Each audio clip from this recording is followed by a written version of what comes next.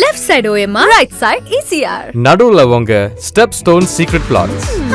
Beach Resort Plots, just 24 lakhs onwards. Call 96268 99268. தாவேகா தலைவர் திரு விஜய் அவர்கள் ஒரு வழியா இன்டர்வியூ கொடுத்துட்டாரு சார். பாத்தீங்களா? கொடுத்தா தான் பார்க்கறதுக்கு சார் கொடுத்தாரு சார். ஆஃப்லைன் இன்டர்வியூ கொடுத்துருக்காரு. NDTV பார்க்க முடியும். NDTV எடிட்டர்ஸ் பேட்டி கொடுக்குறாங்க. இதோட உங்களுக்கு என்ன ஆதாரம் வேணும்? அது அவங்க தானே சொல்றாங்க. அவர் சொன்னான்னு சொல்றதுக்கு என்ன ஆதாரம்? போட்டோ வந்துச்சு. போட்டோ சும்மா போய் பார்க்க போயிருப்பாங்க. இன்டர்வியூ இருப்பாங்க. இன்டர்வியூலாம் தர முடியாது, கிளம்புப்பா அப்படின்னு தலைவரை அசிங்கமாகிடும் தலைவர்.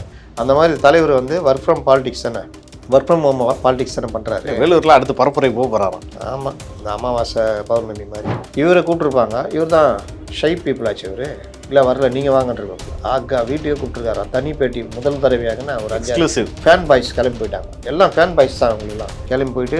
ஏன்னா ஒரு ஆள் போவான், இல்லை 2 பேர் போவான், 5 பேரா 4 பேரா போவீங்க. நம்ம கரெக்டாக செட் பண்ணுப்பா. என்னது இது? கேமரா எதுக்கு சார்? பேட்டி தரேன்னு சொன்னீங்களா சார்? ஆமாம் தரேன்னா. அதான் சார் வந்திருக்கோம். அது ஓகே. இது என்னது சார்? அதான் சார் கேமரா சார். அவருக்கு கேமரா தெரியாமல் இருக்குமா என்ன சார்? அதுதான் கேமரா ஏன் வந்துச்சுன்னு கேட்குறாப்பா சார். அதில் தான் சார் எடுத்து பேட்டி எடுக்க முடியும். உங்களுக்கு தெரியாது. அதே மாதிரி சொல்லிக்கிறேன், உங்களுக்கு தெரியாதா? 33 வருஷம் கேமரா பார்த்துக்கிட்டு. அதெல்லாம் ஓகே. இது எதுக்கு? அவங்க வெளியில் அவங்க ஒரு இது போடுறாங்க. உலகத்திலேயே பேட்டி எடுத்ததை வெளியே பேட்டியாக கொடுக்குற ஒரே தலைவன் நம்ம தலைவன் தான். காமெடி பண்ணி அதில் ஒரு 5 கேள்வி, எல்லாம் மொக்க கேள்வி. நீங்கள் கிங் மேக்கரா? உடனே அப்படி ஆச்சரியமாக பார்த்தாரா? யார் கிங் மேக்கர்? நான் அவர் மாதிரி ஒரு மாதிரி நான் நேரடியாக வெட்டி வந்தேன். நீங்கள் எப்போ தீர்மானிச்சிங்க? கொரோனா வந்துச்சுல்ல, அப்போ வீட்டில் தனியாக மௌன புரட்சி பண்ணியிருந்தேன். அப்போ தீர்மானித்தேன். நீங்கள் வழக்கமாக தானே சார் பண்ணுவீங்க. அதான் தீர்மானிச்சா வந்தேன்.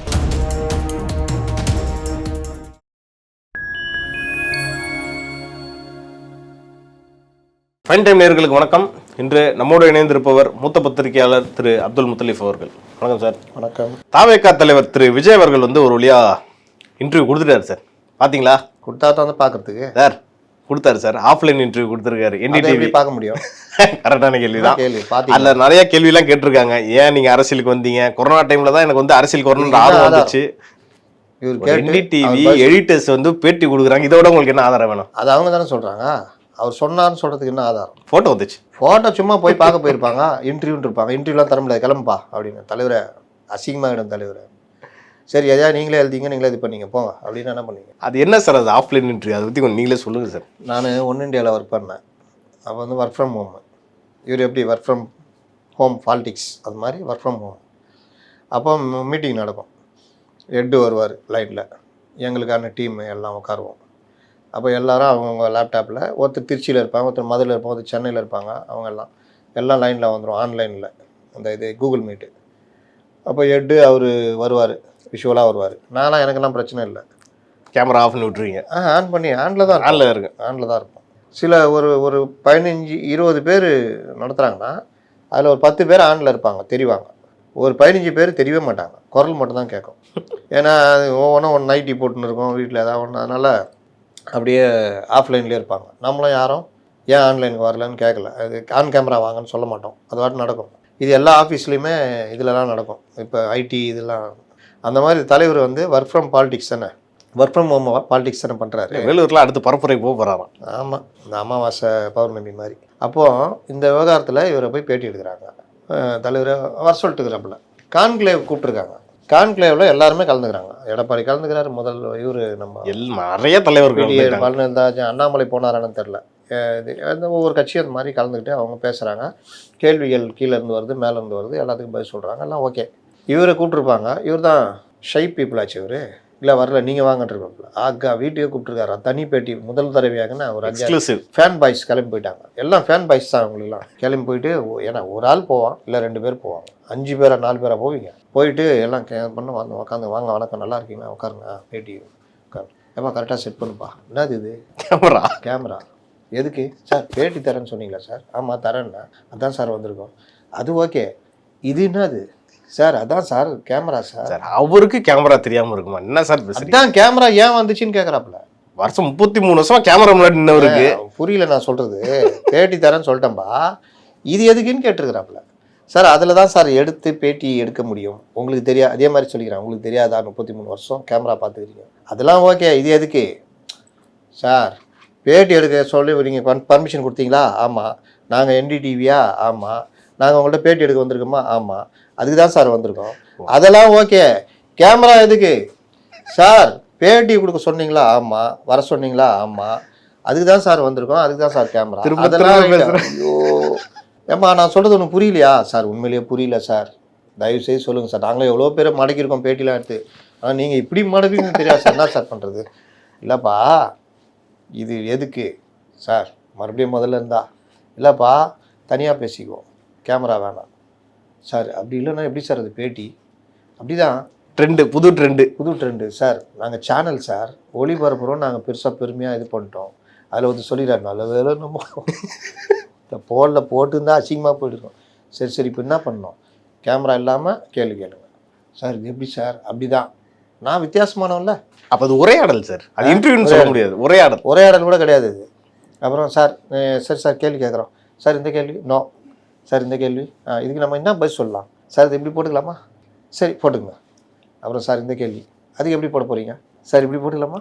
நல்ல மானியத்தேனே இதுவே போட்டியா? பாட்டாவே பாட்டியா? சரி அப்படின்ட்டு முடிச்சு ரைட் போங்க. அவங்க வெளியில் வந்து அவங்க ஒரு இது போடுறாங்க. உலகத்திலேயே பேட்டி எடுத்ததை வெளியே வந்து பேட்டியாக கொடுக்குற ஒரே தலைவன் நம்ம தலைவன் தான். இந்த மாதிரி காமெடி பண்ணி அதில் ஒரு 5 கேள்வி எல்லாம் மொக்க கேள்வி. நீங்கள் கிங் மேக்கரா? உடனே அப்படி ஆச்சரியமாக பார்த்தாராம். யார் கிங் மேக்கர்? நான் வந்து அவர் மாதிரி இவர் மாதிரி நான் நேரடியாக வெற்றி வந்தேன். நீங்கள் எப்போ தீர்மானிச்சிங்க? கொரோனா வந்துச்சுல்ல, அப்போ வீட்டில் தனியாக மௌன புரட்சி பண்ணியிருந்தேன், அப்போ தீர்மானித்தேன். நீங்கள் வழக்கமாக தானே சார் பண்ணுவீங்க? அதான் அப்படி தீர்மானிச்சா வந்தேன். நாங்கள் இது இன்னொருத்தர் தந்தி டிவிக்கு பேட்டி. சின்ன பசங்க மடக்கிறானுங்க. இருங்க வர 27 ஆயிடுச்சு பார்த்தீங்களா? அதான் தங்க வேலை. இப்படி ஏறி தலைவரை போன வரைக்கும் 30, இப்போ 34. யார்? செங்கோட்டையன். 40 ஆயிடுச்சு. ரைட்டு. இன்னைக்கு பார்த்தா டைனிங் கீழே இறங்கி 27 ஆயிடுச்சு. தங்க விலை சரிவு. ஐயோ கொடுமை. வந்து காண்டாய் திட்டுனுங்கிறானுங்க. ஏன்பா நானா இல்லாதையா போடுறேன்? நீங்கள் தான் ஏன் சொல்கிறீங்க? 30 நீங்கள், 34 நீங்கள், 40 நீங்கள். மறுபடியும் உங்கள் ஆள் தான் சொல்கிறாரு ஸ்ட்ராட்டஜிஸ்ட். அவர் 27ன்றாரு. இப்போ எதை தான் நம்புறது? சென்னையில் பல இடங்களில் வந்து தாவேக்கா முன்னிலை வகிக்கிறதா இன்னொரு சேனல் சொல்லிக்கிட்டு இருக்கேன் சார். கிட்டத்தட்ட அவர்கள் வந்து 2வது இடத்துக்கு இது திமுகவுடைய வாக்குகளை பிரிக்கிற அளவுக்கு வந்திருக்காங்க. அவர்கள் பிரிக்க போகும் வாக்குகள் திமுக பெரிய முட்டு சந்தை கொண்டு திமுக கோட்டை சார். கோட்டையில் ஓட்டை போட்டாங்க. கோட்டையில் இவங்க ஓட்டை போட்டுனுக்குறாங்க. அந்த ஓட்டையை சுத்தியில் அடிச்சு பெருசாக்கிட்டு ஏடிஎம்கே வெளியே இவங்க மொல்லமாக உட்காந்து நோண்டிட்டு இருக்கும்போது அவங்க அடிச்சு தூக்கின்னு போக போகிறாங்க. இது பல இடங்களில். நகர்ப்புறங்களில் தாவேக்காக்கு ஒரு செல்வாக்கு இருக்குது. கிராமப்புறங்களில் பல பேர் கட்சி ஆரம்பிச்சது தெரில. விசில் சின்ன கடை கொடி வரைக்கும் சென்று வந்து அடிச்சுன்னு தம்பி சின்ன பசங்க அடிச்சுன்னு போவோம்ல, அந்த மாதிரி எது வர்றா இதெல்லாம் சின்ன பிள்ளைங்க தான் விசில் அடிச்சுன்னு போகணும். இது பார் வளர்ந்த மாடு கல்யாணம் முடிஞ்சா 2 குழந்தை பெற்றுரும், இது விசில் வச்சுன்னு போகுது பார் அப்படின்னு. அந்த அளவுக்கு தான் இப்போ எல்லாம் விசில் வச்சு தீர்ந்துக்கிறாங்க. அதுன்னு சில பேர் தொங்க விட்டுனுக்குறாங்கன்னா, தம்பி கண்டக்டர் ஆகிட்டியா? மளிகை கடையில் வச்சுருந்த? இல்லைக்கா நான் வந்து தாவே கலக்கிறேன். இருந்துக்கப்பா விசில் தொங்குதா கண்டக்டர் ஆகிட்டியா அப்படின்னு. சில இடங்களில் பிடி மாஸ்டர் ஆகிட்டியாப்பா அப்படின்னு. அந்த மாதிரிலாம் கூத்து எடுக்குது. அதனால் கட்சியை கொண்டு போய் சேர்க்கணும்ல. அப்புறம் வேட்பாளர் சேர்க்கணும், பிரச்சாரம் பண்ணணும். இவர் சொல்கிறாரு, இவங்களை நீங்கள் அன்றைக்கே கரூரில் தடுக்கலன்னா நாங்கள் நேரத்துக்கு 30 மாவட்டம் முடிச்சுட்டு இருப்போம். அக்கா நீங்கள் முடிச்சதுக்காக தான் தெரியுமே, உங்களை யார் பார்த்து அடுத்தா? பிரச்சாரம் பண்ண சொல்லி இடம் கொடுத்து எல்லாம் கொடுத்தா ஆர்டின் போட்டு காலிலேருந்து கிளம்பி வர்றாரு. அதுவும் கரூருக்கு சேலத்தில் இறங்காமல் திருச்சியில் இறங்கிட்டு அங்கேருந்து ஆர்டின் தாவேக்கா விஜயோட ரசிகர்கள் எல்லாருமே வந்து தாவேக்கா தொண்டர்களாக மாறிட்டு வராங்கன்ற மாதிரி சொல்லிட்டு இருக்காரு. ஆமாம் அதான் உண்மை. ரசிகர்கள் தொண்டர மாட்டாங்க, அரசியல் படுத்திட்டாங்கன்னு தானே அர்த்தம். ஆமாம்மா, படுத்து விட்டார்கள். தெரிஞ்ச 50 தலைவர் அவரெல்லாம் கேட்காது, நடுவில் இருக்காது எங்கள் தலைவர். இல்லைங்க தாடி வச்சுக்கிறார், அவர் யாருன்னு தெரில, கார்ல் மார்க்ஸ் மாதிரிக்கிறாரு, யாருன்னு தெரில. இந்த அம்மா யார் இந்த இதெல்லாம் வச்சுக்கிறாங்களே, அவங்க வந்து வடநாட்டில் இருந்தாங்களா, ஜான்சி ராணி. அவங்க நான் படிச்சுக்கிறேன் சார், இந்த லட்சத்தில் தான் இருக்குது. அந்த அம்மா யார் ஏன்னு தெரிலங்க எனக்கு. ஏதோ பெண் தலைவர் மாதிரிக்கிறாங்க, திமுகலேருந்து வந்து சேர்ந்துருப்பாங்கன்னு தெரிகிறேன். அதனால் அவங்க போட்டோ வச்சுக்கிறாங்க போல, தெரில. கோட்டு போட்டுக்கிறாரு. இவர் யார்? அவர் தெரியுங்க எனக்கு, எங்கேயோ பார்த்துக்கிறேன். இப்போ தான் எங்கள் கட்சியில் சேர்ந்தார், வக்கீலாகிறாரு. இனிமேல் கேட்டால் தான் சொல்லுவான். ஐமருந்து தலைவர் அம்பேத்கரை காமிச்சு கேட்டா தெரியுங்க. அன்னைக்கு கூட்டத்தில் கூட பேசினாரு. யூடியூப்லாம் வருவாருங்க, வக்கீலாகிறாருங்க. ஆனால் பாருங்க அவருக்கு மட்டும் எவ்வளோ மரியாதை கொடுத்துக்கிறாங்க பாருங்க. இதான் நிலைமை. இது இன்னொரு பக்கம் போயிட்டு இருக்கிறப்போ யார் உங்களோட ரோல் மாடல்னு கேட்டதுக்கு ஜெயலலிதா, கருணாநிதினு ஒரு வார்த்தையை சொல்லியிருக்கு. எம்ஜிஆர், கருணாநிதி கருணாநிதின்ற வார்த்தையே சொல்லணும். யாரு? விஜய் சொல்லியிருக்காரு. அப்படி சொன்ன மாதிரி தெரியல எனக்கு. சொல்லியிருக்காங்க. டேய் கேட்காம கொள்ளாம போட்டுக்கிறானுங்க. ஒரு அந்த மானியத்தின் எல்லாம் அவள்தான் யார் உங்கள் இது எழுதிக்கோ போ அப்படின்னு. எம்ஆர் ராதா சார், எம்ஆர் ராதாலாம் கிடையாது, அவர் நடிகர் சார். அப்படியா? சரி சரி. எம்ஜிஆர், கருணாநிதி, ஜெயலலிதா, இன்னும் யாராவது தலைவர் மூப்பனாக இருக்கிறார் சார். வேணாம் இவங்க 3 பேரும் எல்லாருக்கும் தெரியும். சீமான் சொன்னால் தம்பிகள் அடிக்க வந்துடுவாங்க. அதனால் அவர் மறைந்த தலைவர்களாக நினச்சிட்டார் போல. தமிழகத்தில் அவர் இப்படி கேட்டிருப்பாங்கன்னு நினைக்கிறேன். தமிழகத்தில் மறைந்த முன்னாள் முதல்வர்கள் யார் யார்? எம்ஜிஆர், ஜெயலலிதா, கருணாநிதி. சார். ஆமாம் சார். அப்போ உங்களுடைய முன்னோடின்னு அதை முன்னாடி கேள்வியாக மாற்றிக்கிறேன் சார். டேய் மறைந்த தலைவர்னு கேட்டால் இல்லை சார் முன்னோடின்னு மாற்றிக்கிறேன். ஏன் காமராஜரை சொல்ல? நியாயமான கேள்வி. ஏன் பெரியாரை சொல்ல? அவங்களோட கொள்கை தலைவர் சார். அதான் ஏன் பெரியார் சொல்ல, அம்பேத்கர் சொல்ல, காமராஜர் சொல்ல? சிஎம் இருந்தாங்களா கூட காமராஜர் பேர் சொல்லி. அதனால தான் நான் சொல்கிறேன். இப்போ அதில் வேறு காமராஜ் சொல்லலாம், ராஜாஜி சொல்லலாம். ஓகே, ஆஃப்லைன் இன்டர்வியூ சிறப்பாக தான் நடந்திருக்கு.